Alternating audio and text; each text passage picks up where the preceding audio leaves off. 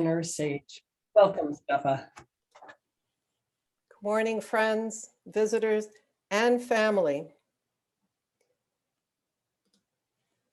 Profoundly wise, that is the essence of a sage. And you don't need that sage essence, and don't we need that sage essence to support us in standing by our Unitarian Universalist principles, to truly affirm and promote the inherent worth and dignity of every person, to affirm and promote justice, equity, and compassion in human relations, to accept one another, and so much more. Me, a sage I am not, but I do know something about mental fitness as a tool to tap into and develop what sage powers I do have that you have. Over the next 20 minutes or so, let's journey together to our inner sage. First, though, I'll tell you a few things about myself. Combative, controlling, judgmental, and negative. When out of alignment with my values, stressed, or something from my past is triggered, that's what shows up. That's an ugly combination, and it's not who I am. When it counts, what shows up is a person who listens well, is empathic, a clear thinker, a good problem solver, and it is that person, the person who is responsive rather than reactive, who I want to be as much as possible. Years of counseling provided insight into the roots of some of those reactions. My father was an alcoholic. I never knew whether I was coming home to someone sleeping it off on the stairs that led from the side door to the kitchen, or the quiet, calm man who wholeheartedly believed in my ability to do anything. When it was too much to bear, my mother and I fled the house when my father raged. I had no control over what I would find at home. It is no surprise that needing a sense of control and hypervigilance come out of those early experiences. Counseling helped me see how my younger self was ill-prepared to handle my early life, but insight into the impact of my early life has not been enough.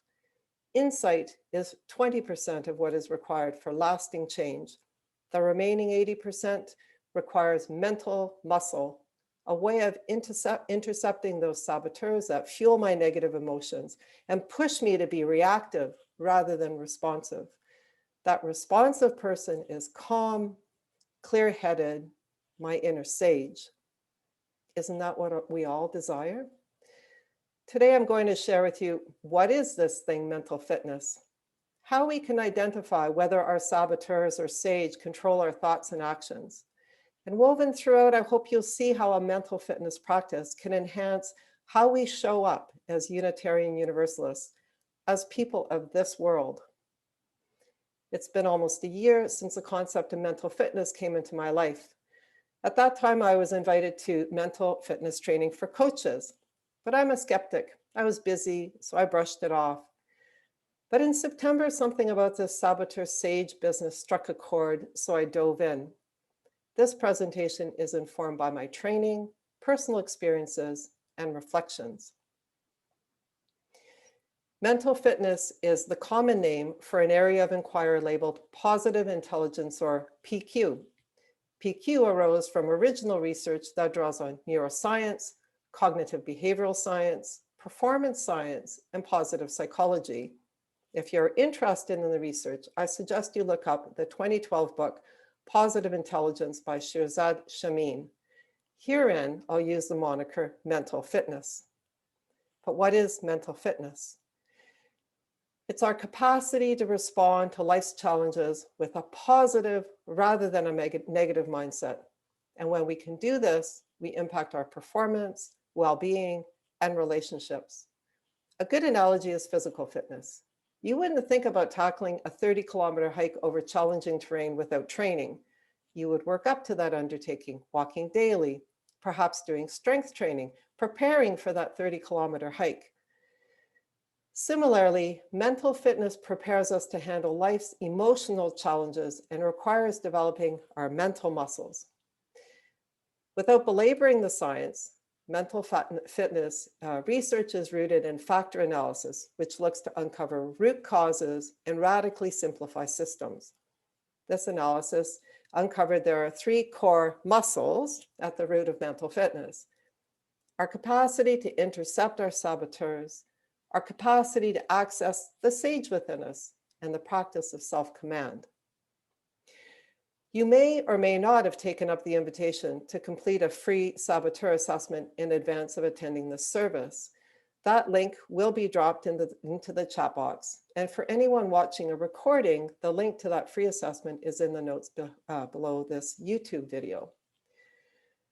There are 10 saboteurs in total, and 5 sage powers.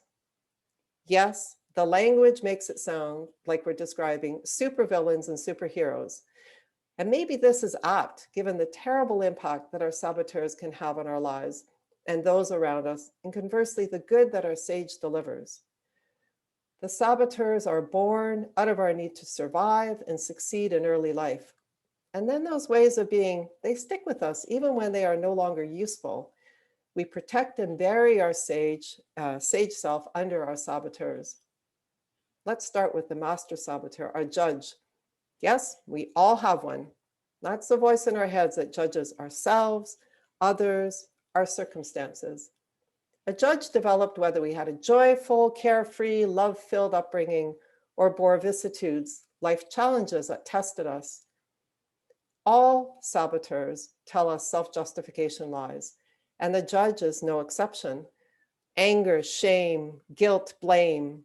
Our judge will tell us that we need to feel those things, so we will push ourselves to perform better, that others need us to goad them on, or nothing will get done, or perhaps the most insidious, that things will be better when. You fill in the blank. This latter piece is waiting for X. X never happens, and then we stay stuck. These justification lies may win short-term battles, but they will not win the war, our long game, the long game of life. You can tell if you're in judge mode by the energy behind your thoughts. For some, this is an aggressive energy. For others, it is that feeling of exasperated, haughty, impatient, derisive. Once you see the judge and name that person, you are taking a step towards a sage within you. For instance, my judge, Mother Superior, she leans towards the impatient and exasperated. Others have called their judge the destroyer, the deceiver, Debbie Downer, Judge Judy, and so on. Once you can see your judges in the room, it's much easier to usher them out. But wait, don't we need to judge to figure things out? In this context, I invite you to look at the emotions behind your judgments. If it's a negative energy, likely that is your judge pushing you and pushing others. A positive energy, that is taking in information and discerning what to say or do. You're pulled forward with curiosity rather than pushed or pushing. The judge is constantly fault finding. What good does that do? It's bad enough we all have a judge within us, but the judge activates accomplice saboteurs. There are 9 in total, including the avoider, the controller, the hyperachiever, the hyperrational, the hypervigilant, the pleaser, restless, stickler, and victim. By way of example, I'll walk you through my controller saboteur before we move on to the sage. So yes, I have a controller saboteur. You know the birthplace of mine, but notice my language. I am not a controller. I have a controller saboteur within me. This distinction moves away from blaming and shaming, you are a controller, to a mindset where you can see that you can do something about that saboteur. You have a controller saboteur in you. My controller has an anxiety-based need to take charge and control situations and other people's actions. And it results in a high level of anxiety because, of course, I can't control life. That lie that my controller tells me is that things won't get done without control, that I need to push people. And if I don't take control, someone will control me. The thing is, that controller grew out of some of my inherent strengths, which include confidence, an action-oriented mindset, the capacity to be decisive and persistent. I'm not afraid to challenge myself and others. And I can do the right thing if I'm popular. And I'm not making these up and we're trying to blow my own horn. These are strengths seen among people with a controller saboteur, and they do resonate for me.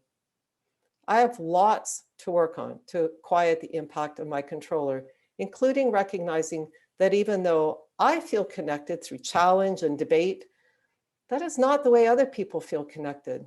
And I'm thinking that this learning edge may resonate for other members of this congregation.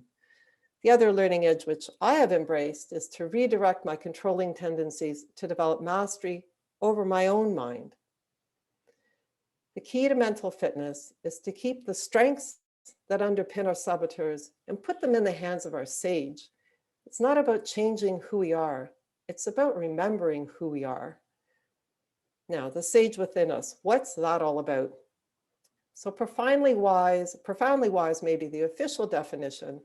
However, our inner sage is who you were born to be, your inner essence. Our sage lives in regions of the brain, the middle prefrontal cortex, within our empathy circuitry and parts of the right brain associated with positive emotions like empathy, curiosity, creativity, passion, purpose, peace and calm, a clear-headed focus, and big picture thinking. Our saboteurs, on the other hand, live in the survival part of our brain, the brainstem, the limbic system, and parts of the left brain, the logical side, and are the source of all of our negative emotions, including fear, stress, anger, guilt, shame, and insecurity. But aren't negative emotions good for you? Yes. Negative emotions signal something is wrong. They are inherent to our survival. However, the threats we generally face do not call for the degree of vigilance those emotions now generate. Staying in negative emotions hurts our ability to see clearly and respond with empathy, curiosity, creativity, and laser-focused action. You don't need to keep your hand on a hot stove, endure the pain for longer than a second to know that something is wrong. Similarly, you don't need to sit in pain of a negative emotion to know that something is wrong. To be clear, grief is not a negative emotion. Grief is a sage response to loss, a function of love. Once we move away from being pushed by our saboteurs, we're free to consider a sage perspective. Simply put, the sage perspective asks us to consider that every outcome or circumstance can be turned into a gift or opportunity. That's turned into a gift or opportunity, not that it's sitting there as a gift or opportunity. And the gift or opportunity may take some time to create, to emerge. The sage accepts things as they are and moves forward or lets go. And you recognize that this perspective is aligned with many spiritual traditions. What are these gifts and how do we create them? Well, there's a gift of knowledge. What do I need to learn from this to avoid repeating this mistake or increasing or experiencing this pain? For me, I chose counseling, for instance, to figure out how to get to the bottom of those uglies in myself, that combative, controlling, judgmental, negative person that was causing me and those around me great pain. That gift of knowledge has improved my relationships with the most important people in my life, my daughters. There is a gift of power over your own mind. You can view whatever outcome or circumstance you find yourself in as an invitation to further develop your mental muscle in one of the sage powers that I'll talk about in a moment. And finally, there's the gift of inspiration. And a beautiful example of this is Candy Lightner, the founder of Mothers Against Drunk Driving, or MAD for short. Candy's daughter, Carrie, was struck and killed by a drunk driver. Candy eventually took that tragedy and turned it into a gift of inspiration by creating MAD. I have referred to our sage powers, and they include empathy, exploring, innovating, navigating, and activating, doing things. Within the time frame we have, though, I'll focus on the most important power of all, empathy. When we are empathic, we can sense another person's emotions and perhaps imagine what they are thinking or feeling. Yet when we are gripped with negative emotion, ruled by our saboteurs, the person in front of us that we are annoyed with is just another dumb idiot who can't see the world our way. Or we berate ourselves for mistakes that we have made. Empathy towards ourselves is just as important as empathy to others, and very difficult to achieve at times. Here is a simple yet powerful exercise I invite you to try later to tap into empathy towards yourself. Find a picture of yourself at a relatively young age, say less than 13 years or so. What do you see? There is a purity to this young person that we need to recall, that essence I referred to earlier in my comments. Most of the pictures of a younger me show a very sad, serious person, reflecting the impact of my circumstances. Yet two pictures did stand out, one of me singing in a kindergarten choir, and the other standing proudly next to a track after an elementary school track and field competition. What I saw was joy, not of achievement. I didn't win anything singing or in my track efforts. It was a joy of trying something new, learning. When life bears down on me, I remind myself of that child who wasn't weighted down by judgment or lofty goals, and of the lightness of being in the moment. To grow feelings of empathy for others, imagine them as young children and their beautiful essence hidden beneath their own saboteurs. I note that when we are in saboteur mode, we bring forward other people's saboteurs. We kind of all spiral down together. Similarly, when we are in sage mode, we bring forward other people's sage and we spiral up. You've identified your saboteurs, and now you see them in every corner. How do you shut them up and go hang out with your sage? Through the practice of exquisitely focusing, at least for 10 seconds, on one of your senses. In mental fitness parlance, this is called a PQ, or positive intelligence rep. Let's try this together. Please close your eyes, bring your hands together, and slowly rub your fingers against one another, your fingers against the palm of your other hand, feeling the ridges on your fingertips, feeling your calluses, noting where you stick and slide.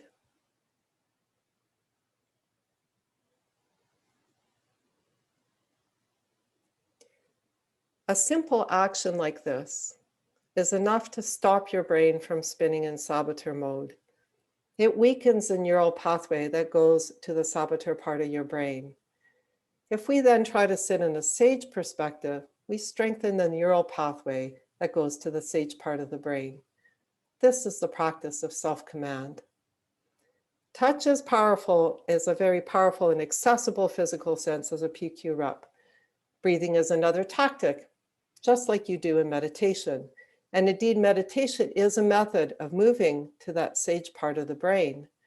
The difference between meditation and PQ reps is the latter is used in the moment with an understanding of what we're shutting down, our saboteurs, and what we're trying to open up, our sage. This overview of mental fitness will hardly make you mentally fit, nor fully prepare you for a mental fitness practice. That said, here is a start to a take-home strategy. Feeling negative emotions? Stop. You're in saboteur mode. What are those negative emotions signaling? Do some PQ reps to quiet the saboteurs and activate your sage. Assume a sage perspective. Every problem can be converted into a gift and opportunity. Generate the gift. Use sage powers like empathy and maintain an openness to curiosity, creativity, calm, clear-headed action. As Unitarian Universalists, we agree to affirm and promote the inherent worth and dignity of every person, to affirm and promote justice, equity, and compassion in human relations, to accept one another, and so much more.